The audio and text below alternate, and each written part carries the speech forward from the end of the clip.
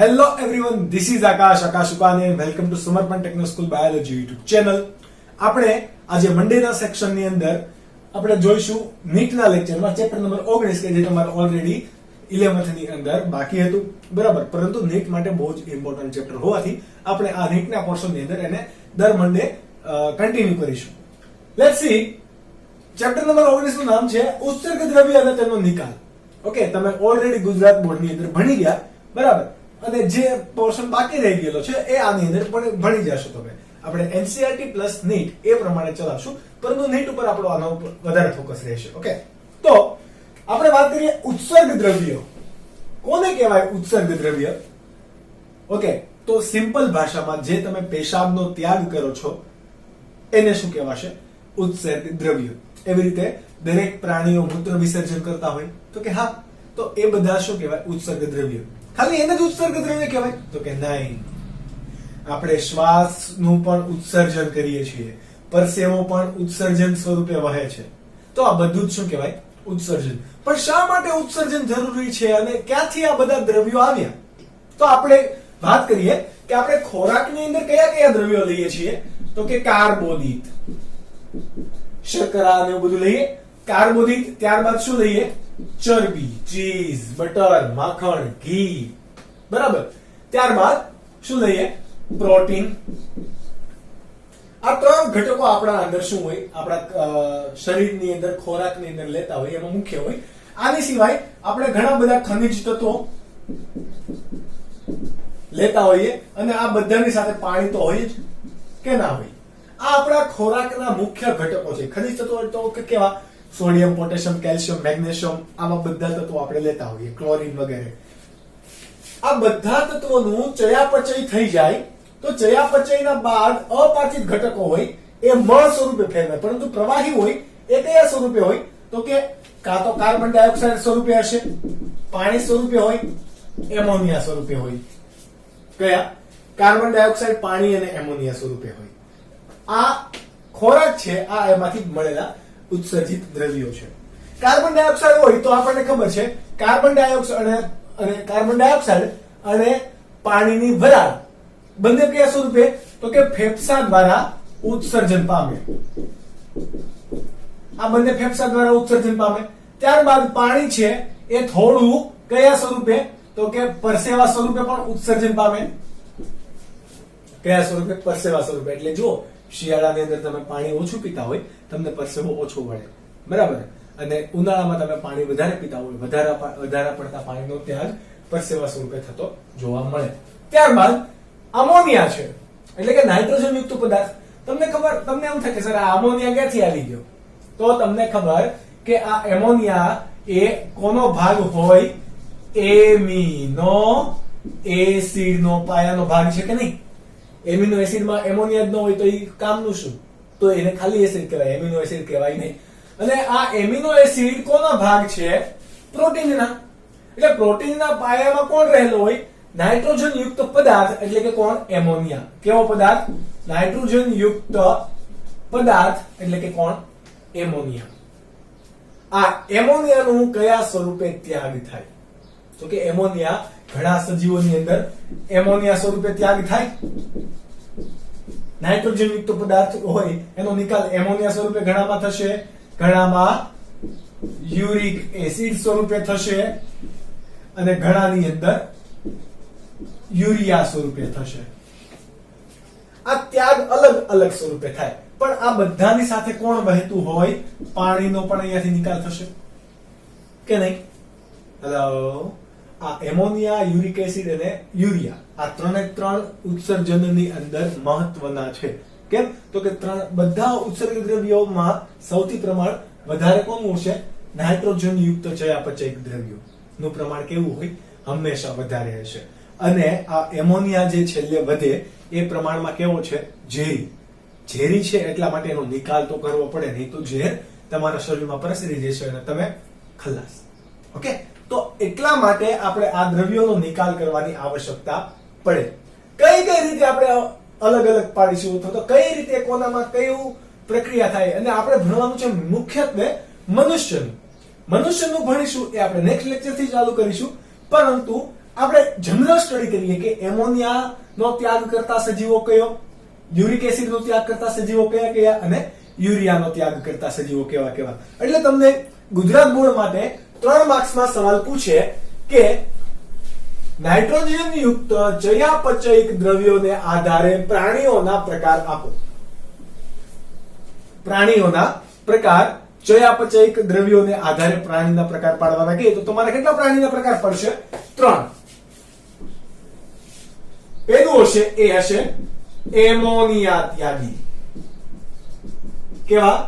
Ammonia ત્યાગી. બીજા હશે, બીજા નંબરે કોણ આવશે? તો કે યુરિયા ત્યાગી. અને ત્રીજા નંબરે કોણ આવશે? યુરિક એસિડ ત્યાગી. આ 3 પ્રકારના સજીવો પડશે. હવે 3 પ્રકારની અંદર તમારે ઘણું બધું યાદ રાખવાનું છે.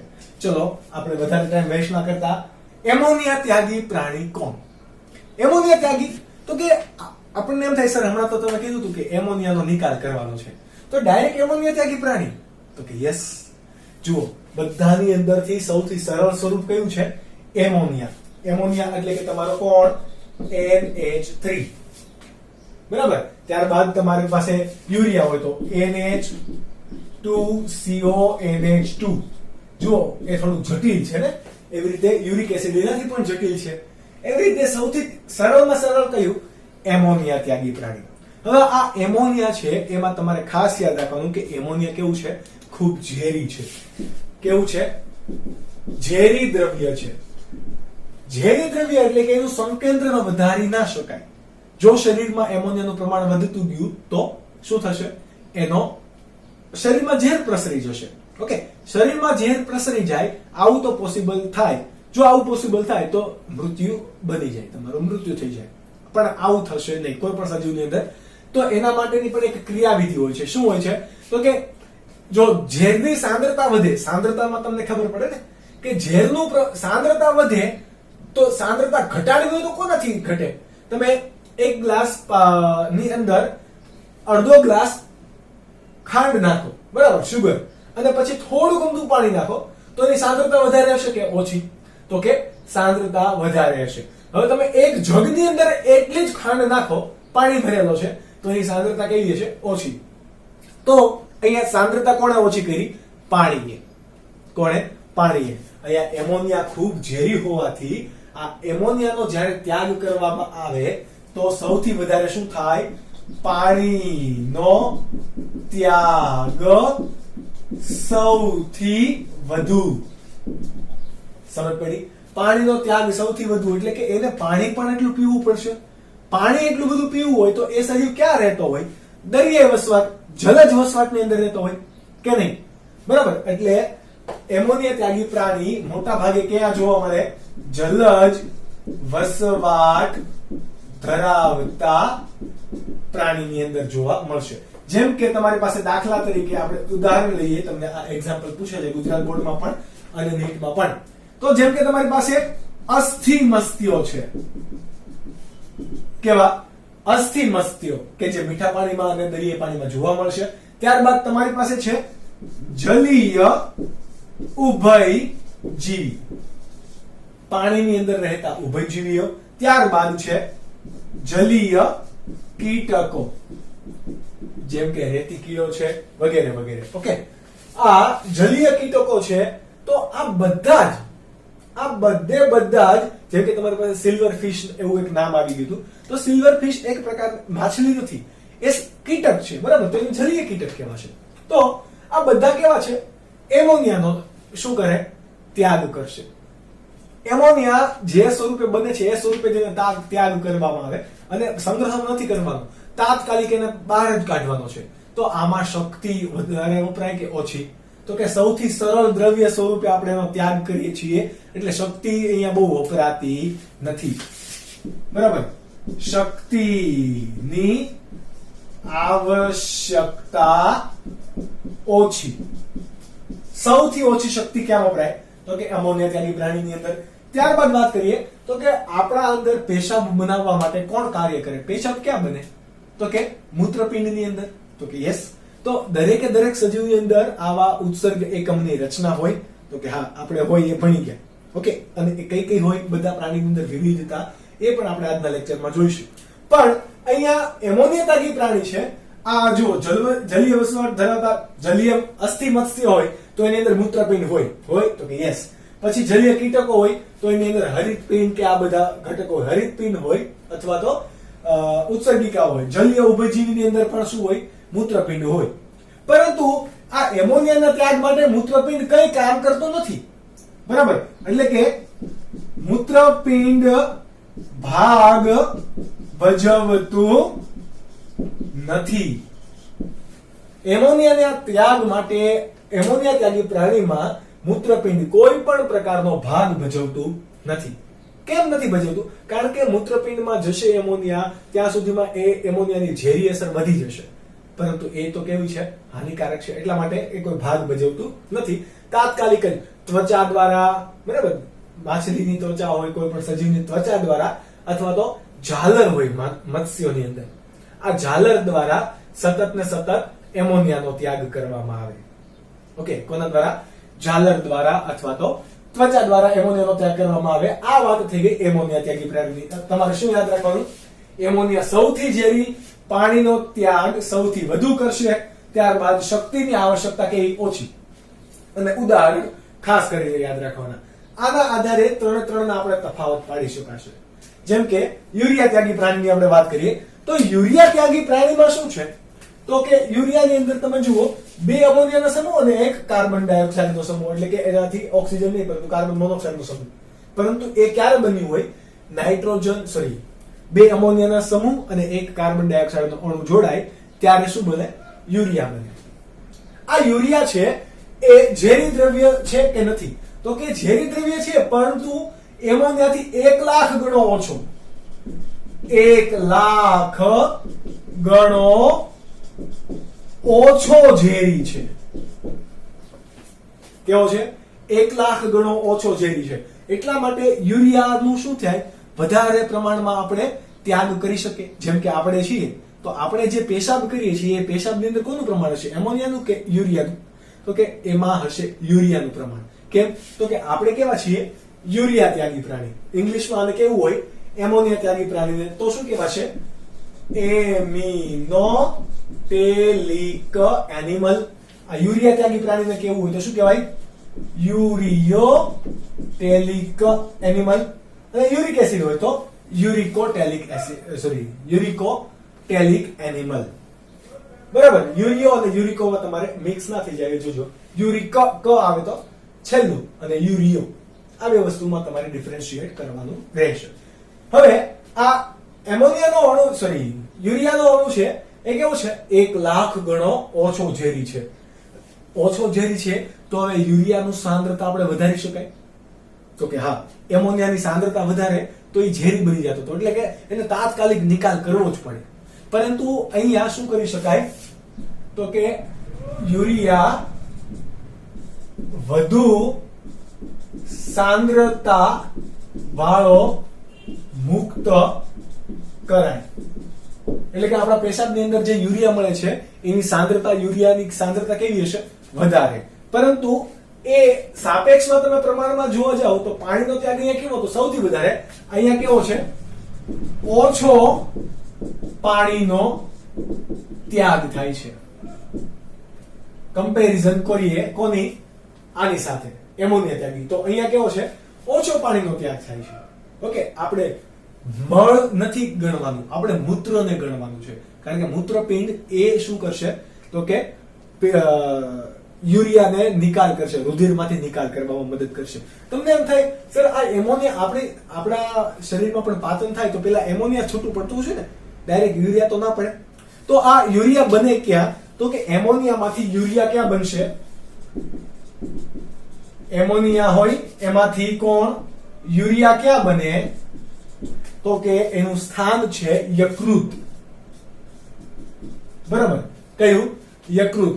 યકૃતમાં કઈ પ્રક્રિયા થાય? તો એ પ્રક્રિયાનું નામ છે ઓર્નિથિન ચક્ર. કયું? ઓર્નિથિન ચક્ર. આ ઓર્નિથિન ચક્ર વિશે પણ આપણે ભણીશું, પરંતુ યુરિક એસિડ સમજ્યા પછી ત્રણનો તફાવત પહેલા સમજી લઈએ, પછી ઓર્નિથિન ચક્ર સમજીએ.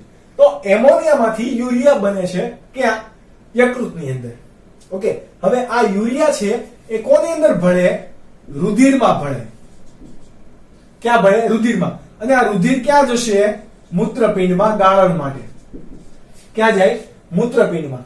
મૂત્રપિંડમાંથી યુરિયા યુક્ત એટલે કે સાંદ્ર યુરિયા અને પાણી બંને અલગ પડી જશે જ્યારે શુદ્ધ રુધિર કરીને એ ફરીથી શરીરમાં પાછું મોકલશે. એટલે કે જુઓ, અહીંયા મૂત્રપિંડ કાર્ય કરે છે જ્યારે અહીંયા કોઈ કાર્ય કરતું હતું નહીં. સમજ પડી? કોઈ કાર્ય કરતું નથી એટલે અહીંયા શક્તિની કેવી હતી? ઓછી જરૂરિયાત. જ્યારે આ યુરિયા એમોનિયાથી જટિલ છે એટલા માટે આ પ્રક્રિયા કરવા માટે શક્તિની આવશ્યકતા રહેશે. કોની? શક્તિની આવશ્યકતા. એમોનિયા ત્યાગી પ્રાણી કરતા કેવું છે? અહીંયા વધારે શક્તિની આવશ્યકતા છે. ઓકે, હવે જોઈએ આના ઉદાહરણ. કોની અંદર યુરિયા એટલે કે કોણ યુરિયાનો ત્યાગ કરે? જેમ કે આપણે માનવીય છીએ તો આપણે કઈ કેટેગરીમાં આવીએ? સસ્તનોની અંદર. તો દરેક સસ્તનો કેવા છે? એમોનિયા ત્યાગી કે યુરિયા ત્યાગી? યુરિયા ત્યાગી. ત્યારબાદ અહીંયા જલીય ઉભયજીવી છે તો અહીંયા સ્થલીય ઉભયજીવી જે જમીન પર વસવાટ કરે છે ઉભયજીવી. અને ત્યારબાદ અહીંયા અસ્થિમત્સ્ય છે તો અહીંયા કાસ્થિમત્સ્ય. ઓકે, કાસ્થિમત્સ્ય એટલે કે દરિયાઈ મત્સ્ય. કાસ્થિમત્સ્ય મીઠા પાણીની અંદર બહુ જ ઓછા વસવાટ કરે, રેર કેસની અંદર જ વસવાટ કરે. બરાબર? તો અહીંયા એક્ઝામ્પલ તરીકે કોણ આવશે? દરિયાઈ મત્સ્ય, પછી સસ્તનો અને સ્થલીય ઉભયજીવીઓ. આ બધા જ કેવા છે? યુરિયા ત્યાગી પ્રાણી. તો તમને એમ કહેશે બોલા પક્ષી ને બધા ચરકી જાય એ શું કરે? તો એ જે ચરકી જાય એ તમારા મૂત્ર જેટલું જુઓ પાતળું છે તો કે નહીં. એમાં આટલું બધું પાણી હશે તો કે નહીં. બરાબર? એનું શું થાય છે તો કે યુરિયાથી પણ વધારે જટિલ એ યુરિક એસિડમાં ફેરવાય છે. યુરિયાથી પણ વધારે જટિલ એ શેમાં ફેરવાય છે? યુરિક એસિડમાં. બરાબર? તો યુરિક એસિડ અહીંયા કેવું બન્યું આપણું? વધારે જટિલ. હવે વધારે જટિલ છે એનો મતલબ કે આ 1,00,000 ગણું ઓછું ઝેરી છે તો આ એનાથી પણ કેવું છે? ઓછું ઝેરી. સૌથી ઓછું ઝેરી અથવા તો આપણે એને કહી શકશું બિનઝેરી. કેવું છે? બિનઝેરી. ત્યારબાદ યુરિયાની સાંદ્રતા વધુ વાળો મુક્ત કરાય તો યુરિક એસિડ એનાથી પણ કેવું છે? સાંદ્ર. એટલે કે વધુ સાંદ્રતા યુક્ત યુરિયા લુગદી સ્વરૂપે ઘડાની ઉપર કબૂતર કે કોઈ પણ પક્ષી ચરક્યું જશે એટલે લુગદી કેવી હોય એ તમને બધાને ખબર છે. ઓકે, તો આ લુગદી સ્વરૂપે યુરિયાનો ત્યાગ કરશે કે જે યુરિયા કેવું છે? સૌથી વધારે યુરિક એસિડ નો ત્યાગ કયા સ્વરૂપે કરશે? લુગદી સ્વરૂપે. પાણીનો વ્યય અહીંયા સૌથી વધારે, અહીંયા એનાથી ઓછો અને અહીંયા સૌથી ઓછો પાણીનો વ્યય. સૌથી ઓછો પાણીનો વ્યય કોણ કરશે? ત્રણ વચ્ચે જો ડિફરન્શિએટ કરતા જજો, અલગ અલગ તફાવત છે બધા વચ્ચે જોતા જજો. ઓકે, હવે આપણે એ વાત કરીએ મૂત્રપિંડે કંઈક કામ કર્યું હતું. શું કરવા? તો કે યુરિયા બનાવવા. તો યુરિયા કરતા પણ જટિલ કોણ છે? Uric acid. તો અહીંયા મૂત્રપિંડ સૌથી વધુ શક્તિનો વપરાશ કરશે. શક્તિનો વપરાશ કઈ સ્વરૂપે કરે? એટીપી સ્વરૂપે. બરાબર? એટીપી નો યુઝ કરશે. સૌથી વધારે કોણ? યુરિક એસિડ બનાવવા માટે શક્તિ વપરાય છે. ત્યારબાદ આપણે વાત કરીએ તો કે શક્તિની આવશ્યકતા નથી, મૂત્રપિંડ ભાગ ભજવતું નથી તો અહીંયા મૂત્રપિંડ તો ભાગ ભજવે છે. ઉદાહરણની વાત કરીએ તો કોણ ભાઈ યુરિક એસિડ સ્વરૂપે ત્યાગ કરશે? તો તમારી પાસે છે સરીસૃપ એટલે કે પેટે સરકીને ચાલનારા દરેક સજીવો, સાપ છે વગેરે બરે, તો બધા કેવા છે? સરીસૃપ. ત્યારબાદ દરેક વિહગ એટલે કે બધા પક્ષીઓ. ત્યારબાદ તમારી પાસે છે કીટક જેમ કે વંદો, વીછી, આ બધા કીટકો. બરાબર? ત્યારબાદ હજી આપણે એક એક્ઝામ્પલ લઈએ તો ગોકળ ગાય. મૃદુકાયમાંથી કોણ? ગોકળ ગાય. પણ એ પણ આ ગોકળ ગાય કઈ તમારે યાદ રાખવાની? જમીનની ગોકળ ગાય. ગોકળ ગાય એટલે કે મૃદુકાયની અંદર સ્નેલના બહુ બધા પ્રકાર છે. એમાંથી કઈ જમીન પર જે જોવા મળે સામાન્ય રીતે એ ગોકળ ગાય કયા પ્રકારની છે? યુરિક એસિડ પ્રકારની છે. ઓકે, તો આ થઈ ગયા પ્રાણીના પ્રકાર કે જે તમારે ગુજરાત બોર્ડ અને નીટ માટે બહુ જ ઇમ્પોર્ટન્ટ છે. હવે આ તમે નોટ ડાઉન કરી લો. પછી આપણે જોઈએ ઓર્નિથિન ચક્ર. દરેક યુરિયા ત્યાગી પ્રાણી હોય એના એ સજીવના શરીરની અંદર યકૃતની અંદર કયું ચક્ર ચાલતું હોય? ઓર્નિથિન ચક્ર. ઓર્નિથિન ચક્ર એટલે કે કોણ? તમારે એમોનિયામાંથી યુરિયા બનાવતું ચક્ર કે જેને શું કહેવાય? ઓર્નિથિન ચક્ર. ક્યાં જોવા મળે? તો કે યકૃતમાં. ક્યાં જોવા મળશે? યકૃતમાં. આ ખાસ તમારે યાદ રાખવાનું છે. તમને કદાચ ઓર્નિથિન ચક્ર ડિટેલમાં ના પૂછે તો તમને કદાચ એમ પણ પૂછી લે કે ઓર્નિથિન ચક્ર ક્યાં જોવા મળે, કયા સજીવમાં જોવા મળે. ઉદાહરણ આપેલા હોય તો તમારે ઓળખવાના રહેશે. એ સસ્તન છે, સ્થલીય ઉભયજીવી છે કે પછી દરિયાઈ મત્સ્ય છે. આ તમારે ઓળખવાનું રહેશે. ઓકે, હવે વાત કરીએ કઈ રીતે આ પ્રક્રિયા થાય. તો કે સૌથી પહેલા ઓર્નિથિન ચક્રની અંદર કોણ ભાગ ભજવશે? અમોનિયાના 2 અણુ અને કાર્બન ડાયોક્સાઇડનો 1 અણુ. અમોનિયાના 2 અણુ અને કાર્બન ડાયોક્સાઇડનો 1 અણુ ભેગા થઈને શું બનાવે છે? કાર્બેમાઇલ ફોસ્ફેટ બનાવશે. શું બનાવશે? કાર્બેમાઇલ ફોસ્ફેટ. હવે આ કાર્બેમાઇલ ફોસ્ફેટ છે એ કોઈ એક જૈવિક પ્રક્રિયા થઈ સજીવની અંદર જોવા મળે તો હંમેશા કયા કોની હાજરીમાં થતી હોય? ઉત્સેચકની હાજરીમાં. અહીંયા કયો ઉત્સેચક જવાબદાર હશે? કાર્બેમાઇલ ફોસ્ફેટ સિન્થેટેઝ. કયો? કાર્બેમાઇલ ફોસ્ફેટ સિન્થેટેઝ. શા માટે સિન્થેટેઝ? તો કે આ બંનેને જોડાણ કરીને કંઈક નવું સિન્થેસિસ એટલે કે નવું નિર્માણ કર્યું છે. એટલા માટે સિન્થેટેઝ પ્રકારનો આપણે અહીંયા ઉત્સેચક યુઝ કર્યો. ઓકે, અને ઓલરેડી થાય છે, આપણે નથી કર્યો. તો હવે આ કાર્બેમાઇલ ફોસ્ફેટ છે એ ક્યાં ભાગ ભજવશે? તો કે ઓર્નિથિન ચક્રની અંદર. બરાબર, આપણે અહીંયા ઓર્નિથિન ચક્ર ડ્રો કરીએ. તો કે કાર્બેમાઇલ ફોસ્ફેટમાંથી ઉત્સેચકની હાજરીમાં શું બનશે? તમારું સાયલ્યુલિન અને એસ્પાર્ટિક એસિડ. કયું? સાયલ્યુલિન અને એસ્પાર્ટિક એસિડ કે જેને હું એસ્પાર્ટેટ વડે પણ દર્શાવી શકું. આ પણ એક પ્રકારની જૈવિક પ્રક્રિયા છે. ચલો, કોની હાજરીમાં થશે?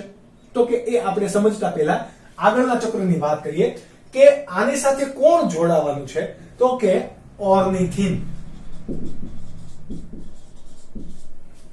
ઓર્નિથિન એક રાસાયણિક સંયોજન છે કે જેના ઉપરથી જ આપણે નામ આપ્યું છે ઓર્નિથિન. ઓર્નિથિન અને સાયલ્યુલિન જોડાઈને કંઈક નવું સંયોજન બનાવવાના છે. એટલા માટે જે અહીંયા ઉત્સેચક વપરાય છે એ છે તમારું ઓર્નિથિન કાર્બેમાઇલ ટ્રાન્સફરેઝ. કયો? ઓર્નિથિન કાર્બેમાઇલ ટ્રાન્સફરેઝ. આ ઉત્સેચક છે. ટ્રાન્સફરેઝ એટલે કે કંઈકનું પરિવર્તન કરે છે. હવે આ ઓર્નિથિન અને કાર્બેમાઇલ ફોસ્ફેટ બંને ભેગા થઈને શું બનાવે છે? સાયલ્યુલિન. અહીંયા તમારે એસ્પાર્ટિક એસિડ નું કઈ કામ નથી એટલે એસ્પાર્ટિક એસિડ તમારો અહીંયાથી છૂટો પડશે. બરાબર, હવે આ સાયલ્યુલિન છે એ શું કરશે? આગળ જઈને આર્જિનો સક્સિનિક એસિડમાં ફેરવાશે. શેની અંદર? આર્જિનો સક્સિનિક એસિડ.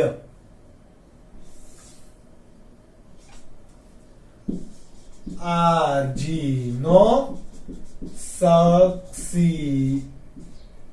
સક્સિનિક એસિડ કે જેને આપણે હું આવી રીતે પણ દર્શાવી શકું. આર્જિનો સક્સિનેટ. સક્સિનેટ જ્યારે પણ એટ પ્રત્યય લાગે એનો મતલબ શું હોય? એ એસિડ છે. ઓકે, તો અહીંયા મેં આર્જિનો સક્સિનેટ લખ્યું છે. પરંતુ આ પ્રક્રિયા દરમિયાન શક્તિનો વપરાશ થશે. કોનો વપરાશ થશે? શક્તિનો. કઈ રીતે? તો કે એ પણ તમારે યાદ રાખો.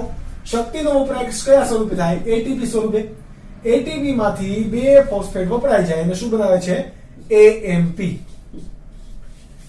Adenosine monophosphate. કેટલા વપરાઈ ગયા? અહીંયા 2 ફોસ્ફેટ વપરાઈ ગયા. કેટલા? 2pi. pi ફોર શું થશે? pi ફોર તમારા ઇનઓર્ગેનિક ફોસ્ફેટ. ઓકે, તો આ 2 pi વપરાઈ ગયા એટલે કોણ બની ગયો? એટીપી માંથી એએમપી, એડિનોસાઇન ટ્રાઇફોસ્ફેટ માંથી એડિનોસાઇન મોનોફોસ્ફેટ. પરંતુ અહીંયા પણ કોઈ ઉત્સેચક તમારો જવાબદાર હોય. શું બનાવે છે? આર્જિનો સક્સિનિક એસિડ બનાવે છે, એટલા માટે અહીંયા ઉત્સેચક કયો જવાબદાર હશે? આર્જિનો સક્સિનેટ સિન્થેટેઝ. આ ઉત્સેચકની હાજરીમાં તમારું શું બને છે? આર્જિનો સક્સિનિક એસિડ બને છે. આર્જિનો સક્સિનિક એસિડ માંથી હવે તમારો ફ્યુમરિક એસિડ ભાઈ છૂટો પડી જશે. શું પડશે? ફ્યુમરિક એસિડ જે છે એ છૂટો પડી જશે અને આર્જિનિન બનાવશે. ફક્ત અને ફક્ત કયું? આર્જિનિન. કયો ઘટક છૂટો પડે છે? ફ્યુમેરિક એસિડ. આ ફ્યુમેરિક એસિડ કેવો પડી ગયો? છૂટો. બરાબર. અને શું બને? આર્જિનિન. આ પ્રક્રિયા કોની અંદર થશે? સક્સિનિક એસિડ છૂટો પડે છે, એટલે માટે આર્જિનિક એસિડ માંથી સક્સિનિક એસિડ છૂટો પડે છે, એટલા માટે અહીંયા ઉત્સેચક જે છે એ તમારો છે આર્જિનો સક્સિનેઝ. કયો? આર્જિનો સક્સિનેઝ. એટલે સક્સિનેઝ ઉત્સેચકની હાજરીથી સક્સિનિક દૂર થઈ ગયો અને હવે તમારો કોણ રહી ગયો? આર્જિનિન. હવે આ આર્જિનિન શેમાં ફેરવાશે? આર્જિનિન તમારું ફેરવાશે ઓર્નિથિનમાં. પણ ક્યારે ફેરવાશે? કે જ્યારે એની અંદર પાણીનો અણુ દાખલ થાય અને છૂટું કોણ પડે? યુરિયા. કોણ છૂટું પડે? યુરિયા. આ યુરિયા અહીંયાથી અલગ પડી ગયું. આર્જિનિન માંથી યુરિયા અલગ પડી જાય. કઈ પ્રક્રિયા થઈ? પાણી આવી ગયું એટલે કઈ પ્રક્રિયા થઈ? નિર્જલીકરણ કે જલીકરણ? તો કે જલીકરણની પ્રક્રિયાથી અહીંયા યુરિયા આનામાંથી અલગ પડી ગયું અને ઓર્નિથિન બનાવી દીધું. આ ઓર્નિથિન ફરીથી આ ચક્રની અંદર ભાગ ભજવશે અને આ રીતે યુરિયા તમારું અલગ પડતું જશે, કે જે યુરિયા એ હવે તમારું ક્યાં જશે? મૂત્રપિંડમાં રુધિર મારફતે જશે, કે જ્યાં તેમનું ગાળણ થઈ જશે. યુરિયા ત્યાગી પ્રાણીના સજીવોના મૂત્રપિંડની અંદર વધુ સંકેન્દ્રણ વાળા મૂત્રનો ત્યાગ કરવા માટે થોડુંક યુરિયા મૂત્રપિંડના સંકેન્દ્રણ ઢોળાશની આધરી બનાવવા માટે કે આશ્રુતિ બનાવવા માટે પણ મૂત્રપિંડના પોલાણમાં સંગ્રહિત થશે. કઈ રીતે સંગ્રહિત થશે એ આપણે જ્યારે મૂત્રપિંડમાંથી યુરિયાનો કઈ રીતે ગાળણ થાય, એટલે કે ગાળણની ક્રિયાવિધિ આપણે ભણશું એની અંદર સમજશું. પણ યાદ રાખજો કે યુરિયાનો સંગ્રહ મૂત્રપિંડની અંદર પણ થાય છે. કોના માટે થાય છે? તો કે આશ્રુતિ ઢોળાંશ માટે. હવે તમને આશ્રુતિ એટલે ખબર છે કે વધુ સંકેન્દ્રણ વાળા ઢોળાંશથી ઓછા સંકેન્દ્ર વાળા ઢોળાંશ તરફ પારગમ્ય પટલની આરપાર વહન કરવું, એને શું કહેવાશે? આશ્રુતિ. ઓકે, તો એ વ્યાખ્યા ઓલરેડી તમને ખબર છે. તો આશ્રુતિ ઢોળાંશ માટે યુરિયાનો સંગ્રહ થશે. આ વાત થઈ ગઈ ઓર્નિથિન ચક્રની, કે જે તમે હવે નોટ ડાઉન કરી શકો છો. આ ઇમ્પોર્ટન્ટ છે. આગળ વાત કરીએ ઉત્સર્ગીય રચના. આ ઉત્સર્ગીય રચના આપણને ખબર છે કે ઉત્સર્ગો ક્યાંથી મળશે? નાઇટ્રોજન યુક્ત. તો કે પ્રોટીન છે અને બીજું કોણ છે આપણી પાસે? Nucleic acid. આપણે કોઈ પણ ખોરાક ખાઈએ એમાં કોષો તો હોવાના, વનસ્પતિ હોય કે પ્રાણીના, એ પ્રાણીના કોષો હોય તો એની અંદર કોષ કેન્દ્ર હોવાનું. કોષ કેન્દ્રની અંદર એનું જનીનિક દ્રવ્ય એટલે કે ડીએનએ હશે. ડીએનએ એટલે કે કોણ? આપણું ન્યુક્લિક એસિડ. તો ન્યુક્લિક એસિડ ડીએનએ ના બંધારણમાં પણ કોણ ભાગ ભજવે છે? એડેનિન, ગ્વાનિન, સાઇટોસિન, આ બધા તમે ભણી ગયા. તો નાઇટ્રોજન બેઝ છે ને, તો એમાંથી પણ નાઇટ્રોજન આવશે અને એમાં આમાંથી પણ, એ બધા શેમાં છેલ્લે ફેરવાય છે? અમોનિયામાં. અમોનિયા પછી બીજું કોણ? યુરિયા. અને ત્રીજું કોણ? Uric acid. આ આપણે વાતને સમજી ગયા. હવે વાત કરીએ કે દરેકે દરેક સજીવની અંદર આ બધા આ ઘટકોને દૂર કરવા માટે વિવિધ રચના આવેલી હોય, કે જેને શું કહેવાય? ઉત્સર્ગીય રચના. ઉત્સર્ગીય રચનાઓ. શું આવેલું હોય? ઉત્સર્ગીય રચના. જેમ કે આપણી અંદર કોણ ઉત્સર્ગીય એકમ તરીકે આવેલ છે? મૂત્રપિંડ. એવી રીતે પ્રાણીઓના અંદર બે પ્રકાર પડે. કયા કયા? તો કે અપૃષ્ઠવંશી અને બીજું કોણ હોય? પૃષ્ઠવંશી. અથવા તો અમેરુદંડી, આપણે મેરુદંડી કહીએ, પરંતુ આપણે પૃષ્ઠવંશીની સાપેક્ષે વધારે રાખશું. કેમ? તો કે અપૃષ્ઠવંશી છે એની અંદર અમુક મેરુદંડી આવી ગયા. જેમ કે કોણ? શીર્ષ મેરુદંડી, પૂછ મેરુદંડી, એ બધા છે કેવા? મેરુદંડી. પણ પૃષ્ઠવંશી નથી. પૃષ્ઠવંશીની અંદર મેરુદંડ ધરાવતા અને આ મેરુદંડ પુખ્તતાએ શેની અંદર ફેરવાઈ જાય? કરોડ સ્તંભમાં ફેરવાઈ જાય એને આપણે શું કહીએ? પૃષ્ઠવંશી. ઓકે, તો આ પૃષ્ઠવંશીને આપણે અલગ પાડીએ અને આની અંદર અલગ પાડીએ. પૃષ્ઠવંશીની અંદર મોટા ભાગે ઉત્સર્ગીય રચના કેવી હશે? સરળ નલિકામય રચના હશે. કેવી? સરળ નલિકામય રચના હશે. જ્યારે પૃષ્ઠવંશીની અંદર કેવી હશે? જટિલ નલિકામય રચના. જટિલ નલિકામય રચના એટલે કે આપણા કોણ? મૂત્રપિંડ. કોની હાજરી હોય? મૂત્રપિંડ. પૃષ્ઠવંશીની અંદર ઉભયજીવીનો સમાવેશ થઈ જાય, મત્સ્યનો સમાવેશ થઈ જાય, ત્યારબાદ સરીસૃપ, વિહગ, સસ્તન, આ બધા કોની અંદર આવશે? પૃષ્ઠવંશી. તો બધાની અંદર મૂત્રપિંડ જોવા મળે. હવે આ મૂત્રપિંડ એ ઘણી બધી ઉત્સર્ગ નલિકાનું બનેલું એક તંત્ર છે.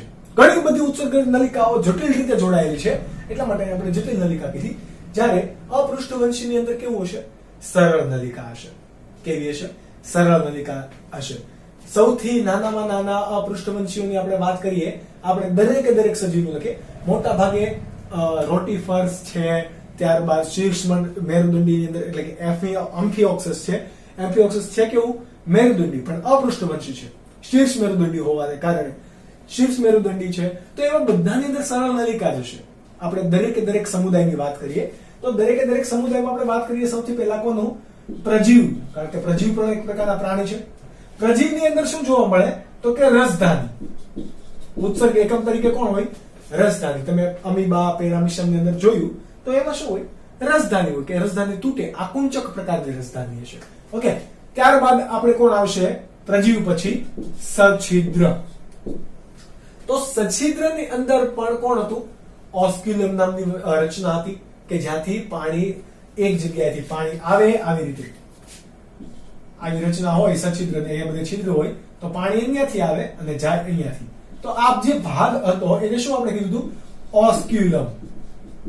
શું કીધું હતું? ઓસ્ક્યુલમ નામની રચના હોય. ત્યારબાદ આપણે લઈએ કોષ્ઠાંત્રીને. નીટ છે એટલા માટે આપણે દરેક સમુદાયને ભણીશું. કોષ્ઠાંત્રીને લઈએ તો કોષ્ઠાંત્રીની અંદર આ હાઇડ્રાનું ઉદાહરણ લઈ લઈએ. બરાબર, આવી કઈક રચના હોય. અહીંયા બધા એના સૂત્રાંગો હોય. તો ખોરાક પકડે સૂત્રાંગો અને દાખલ અહીંયા કરે ત્યાંથી જ દૂર થાય. એટલે આને શું કહેવાય? અધોમુખ. શું કહેવાય? અધોમુખ. બરાબર. કોષ્ઠાંત્રી પછી આપણે વાત કરીએ આપણા પૃથુકૃમિ, સૂત્રકૃમિ. તો આ બધાની અંદર પૃથુકૃમિ અને સૂત્રકૃમિની અંદર પણ શું હોય? જટિલ રચના હોય. તો કે એકદમ કેવી હશે? સરળ ઉત્સર્ગિકાઓ એને કહેવાશે. શું કહેવાશે? સરળ ઉત્સર્ગિકાઓ. બરાબર. પૃથુકૃમિ, સૂત્રકૃમિ. પૃથુકૃમિની અંદર પણ ખાસ કરીને કોણ આવેલું હોય? જ્યોત કોષો. કોણ આવેલું હોય? જ્યોત કોષો, જે સરળ એક પ્રકારની સરળ નલિકા છે. બરાબર. ત્યારબાદ સૂત્રકૃમિની અંદર કોણ આવેલું હોય? ઉત્સર્ગ નલિકા. શું આવેલું છે? ઉત્સર્ગ નલિકા. ત્યારબાદ કોણ આવશે? સૂત્રકૃમિ બાદ નુપુરક એટલે કે અળસિયા જેવા સજીવો. નુપુરક છે તો એની અંદર શું આવે? અળસિયાની અંદર આપણે ભણી ગયા વિટપીય ઉત્સર્ગિકા, કંઠનાલીય ઉત્સર્ગિકા અને ત્વચીય ઉત્સર્ગિકા, કે જે આપણે શું કહેવાશે? ઉત્સર્ગિકા કહેવાશે. એને શું નામ અપાવે? ઉત્સર્ગિકા. ત્યારબાદ કોણ આવશે આપણી પાસે? સંધિપાદ એટલે કે વંદો, વાંછી, વીંછી બધા કેની અંદર આવશે? સંધિપાદની અંદર. તો સંધિપાદમાં આપણે વંદામાં એવું ભણી ગયા કે વંદાની અંદર કોણ જોવા મળતું હતું? માલપીધીય નલિકાઓ. જ્યારે અમુક ઝીંગા હતા, પછી કરચલા હોય તો એની અંદર શું જોવા મળશે? હરિતપિંડ. શું જોવા મળે? હરિતપિંડ. એટલે કે સંધિપાદમાં માલપીધીય નલિકા અને હરિતપિંડ આ બંને રચના આવેલી હોય. ત્યારબાદ આપણે સંધિપાદ બાદ કરીએ આપણે મૃદુકાયની અંદર. તો મૃદુકાયમાં કોણ આવેલું હોય? તો કે આપણને ખબર છે કે કંકવત ઝાલર. કેવા? કંકવત ઝાલર, કે જે કોના તરીકે બીજું ઓળખાય છે? મૂત્રપિંડ તરીકે પણ ઓળખાય. કંકવત ઝાલર એ બીજા કોના તરીકે બીજું ઓળખાશે? મૂત્રપિંડ તરીકે ઓળખાશે. ત્યારબાદ આપણે વાત કરીએ મૃદુકાય પછી શૂળત્વચીની. શુળ ત્વચીમાં ઉત્સર્જન તંત્ર હોતું નથી, એમાં શું હોય છે? જલ પરિવહન તંત્ર હોય છે. શું હોય છે? જલ પરિવહન તંત્ર. એટલા માટે કોઈ ચોક્કસ પ્રકારની અહીંયા ઉત્સર્ગ રચના જોવા મળતી નથી. શુળ ત્વચીમાં તમારે બે ખાસિયત યાદ રાખવાની, એક તો જલ પરિવહન તંત્રની હાજરી અને એની અંદર કોઈ ઉત્સર્ગ એકમ જોવા મળતો નથી. આની સિવાય એને ચેતાતંત્ર પણ હોતું નથી. આ ત્રણ એનામાં ખાસ યાદ રાખવું. શુળ ત્વચી પછી આપણે વાત કરીએ કોણ આવશે? ચલો આ બધા કેવા થઈ ગયા? મેરુદંડી થઈ ગયા અહીંયા સુધીના. હવે તો તમારી પાસે કોણ આવે? સામી મેરુદંડી. સામી મેરુદંડીમાં ઉત્સર્ગીય રચના આપણી પાસે કોણ હતી? તો કે શુંડ ગ્રંથિ. કોણ હતું? શુંડ ગ્રંથિ. અને ત્યારબાદ આપણી પાસે આવે મેરુદંડી. તો મેરુદંડીમાં શીર્ષ મેરુદંડી જેવા કોષોની સજીવોની અંદર એટલે કે એમ્ફિઓક્સિસ છે એવા સજીવોની અંદર મૂત્રપિંડ હશે પણ બહુ જ આદિ કક્ષાનું હશે. જ્યારે એમાં પણ જટિલતા વધે એટલે કે પૃષ્ઠવંશી સુધી આવે તો શું જોવા મળે? મૂત્રપિંડ કેવા? જોડમાં. એટલે કે એક જોડ શું જોવા મળે? મૂત્રપિંડની જોવા મળશે. આ દરેકે દરેક શું થઈ ગયું? ઉત્સર્ગીય રચના છે બધા જ સજીવોની. આ પ્રાણી સમુદાયનું આખું આપણું લિસ્ટ બની ગયું. હવે વાત કરીએ આપણે અમુક સજીવની અંદર શું જોવા મળશે? બેવડું ઉત્સર્જન તંત્ર. બેવડું ઉત્સર્જન તંત્ર કોની અંદર? તો કે પેલું અળસી. નુપુરકની અંદર અળસિયું અળસિયાના માધ્યમની આસપાસ એટલે કે અળસિયાના આસપાસના માધ્યમમાં વધારે પ્રમાણમાં પાણી અથવા તો પૂરતા પ્રમાણમાં પાણી હોય તો એ કયા સ્વરૂપે ત્યાગ કરશે? એમોનિયા સ્વરૂપે. કયા સ્વરૂપે? એમોનિયા સ્વરૂપે. પરંતુ જ્યારે શુષ્ક વાતાવરણની અંદર હશે તો એ કયા સ્વરૂપે ત્યાગ કરશે? યુરિયા સ્વરૂપે. કયા સ્વરૂપે? યુરિયા સ્વરૂપે. ત્યારબાદ આપણા પાસે છે લંગફિશ. લંગફિશ એટલે કે આપણું કોણ? ફુફ્ફુત્સ મત્સ્ય. ઓકે, ફુફ્ફુત્સ મત્સ્ય એટલે કે એને શું કહેવાય છે? બીજું લંગફિશ. અને લંગફિશ સિવાય તમારી પાસે હજી એક ઉદાહરણ છે કે જેનું નામ છે ઝેનોપોસ. કેવું? ઝેનોપોસ. આ ઝેનોપોસ અને એક પ્રકારના ઝેનોપોસ શું છે? ટોળ છે. આફ્રિકન ટોળ તરીકે ઓળખાય. કોના તરીકે? આફ્રિકન ટોળ તરીકે ઓળખાશે. ઓકે, કેવા હોય? તો કે ટેડપોલ જેવા. કેવા હોય? ટેડપોલ. What is tadpole? તો કે દેડકાના લાર્વાને શું કહેવાય? ટેડપોલ કહેવાય. આ લંગફિશ અને આપણા ટોળ બંને જ્યારે પાણીની અંદર હશે, ખૂબ જ પાણીના માધ્યમમાં હોય ત્યારે એ એમોનિયા સ્વરૂપે ત્યાગ કરશે. પરંતુ જ્યારે ભીના કે ભેજવાળા વાતાવરણની અંદર આવી જશે, પાણીનું પ્રમાણ જ્યાં ઓછું હશે એવા વાતાવરણની અંદર યુરિયા સ્વરૂપે એ ત્યાગ કરશે. કયા સ્વરૂપે? યુરિયા સ્વરૂપે ત્યાગ કરશે ઉત્સર્ગ રચનાનો. ઉત્સર્ગ ઘટકોનો. ત્યારબાદ આપણી પાસે છે મગર. ક્રોકોડાઇલ. બરાબર. ક્રોકોડાઇલ જ્યારે મોટા ભાગે શામાં રહે? પાણીમાં રહે. તો પાણીમાં રહેશે તો એ એમોનિયા સ્વરૂપે ત્યાગ કરશે. આ ખાસ યાદ રાખજો. કયા? એમોનિયા સ્વરૂપે. બાકી બધા શરીર સ્વરૂપ કેવા હોય? યુરિક એસિડ ત્યાગી હોય. એટલે કે સ્થળીય માધ્યમમાં હશે ત્યારે એ યુરિક એસિડ સ્વરૂપે ઉત્સર્ગ ઘટકોનો સ્ત્રાવ એટલે કે નિકાલ કરશે. એમોનિયા અને યુરિક એસિડ, આ બધામાં એમોનિયા અને યુરિયા. આ ખાસ યાદ રાખવાનું. ઓકે, તમે નોટ ડાઉન કરો ત્યારે લખતું જવાનું કે હું જે બોલેલો હોય એમોનિયા ક્યારે પાણીના માધ્યમમાં રહેલું હોય ત્યારે, યુરિક એસિડ તો કે ક્યારે સ્થળીય માધ્યમમાં રહેલું હોય ત્યારે. શા માટે યુરિયા નહીં? કારણ કે મગર કેવું છે? સરીસૃપ છે. અને સરીસૃપમાં કેવા હોય? મોટા ભાગે યુરિક એસિડ ત્યાગી પ્રાણી હોય, ના કે યુરિયા ત્યાગી પ્રાણીઓ. ઓકે, તો આઈ હોપ કે તમને આ લેક્ચરની અંદર પણ મજા આવી હશે એઝ યુઝ્યુઅલ. તો આ તમારી કોમન ડિટેલ્સ હતી. હવે આપણે વાત કરીશું ફક્ત મનુષ્યની નેક્સ્ટ લેક્ચરથી. તો લેક્ચર નંબર 1 માં અહીંયા સુધી. નેક્સ્ટ લેક્ચરમાં મળે ત્યાં સુધી તમારો આ કોન્સેપ્ટ અને બેઝ તમારો ક્લિયર હોવો જોઈએ. મળીએ નેક્સ્ટ લેક્ચરમાં. ત્યાં સુધી વાંચતા રહો, મસ્ત રહો, ફિટ રહો, ખાતા રહો, વાંચતા રહો, મહેનત કરતા રહો. બાય બાય અને ટેક કેર.